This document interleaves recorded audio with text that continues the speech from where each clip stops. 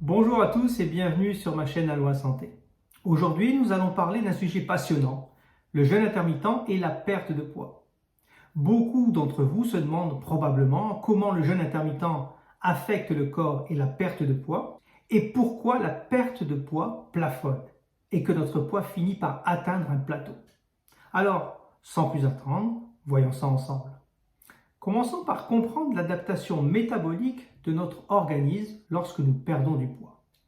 Le métabolisme de base, c'est-à-dire l'énergie que notre corps doit utiliser au repos pour fonctionner, diminue naturellement. Pourquoi? Parce que moins de poids corporel signifie moins d'énergie nécessaire pour faire fonctionner ce corps.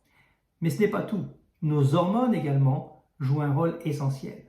La leptine, que nous avons déjà vue, qui nous donne cette sensation de satiété, la gréline qui stimule notre faim, sont affectées par la perte de poids. Moins de leptine, plus de gréline peuvent nous rendre plus affamés, rendant forcément la perte de poids un peu plus difficile. Maintenant, parlons du déficit calorique. Au début, le jeûne intermittent aide justement à créer ce déficit, qui sera essentiel pour perdre du poids. Mais avec le temps, si le déficit devient trop important, notre corps s'adapte en ralentissant le métabolisme pour économiser de l'énergie. C'est là que beaucoup d'entre nous vont atteindre un plateau de perte de poids.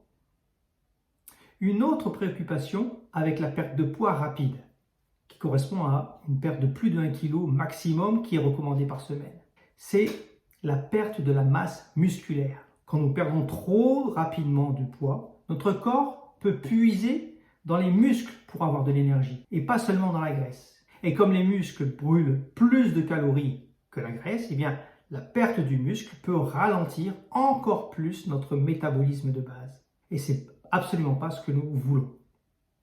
Alors, comment maintenir notre poids sur le long terme? 2 mots essentiels, l'exercice physique et l'alimentation. L'entraînement en résistance est fantastique pour maintenir ou même augmenter la masse musculaire. Et l'alimentation équilibrée, riche en nutriments, est crucial pour éviter les carences et soutenir un métabolisme sain.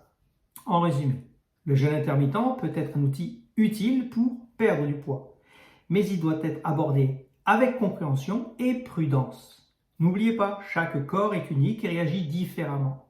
Si vous envisagez de commencer un jeûne intermittent, je vous suggère de voir votre médecin et d'en discuter avec lui.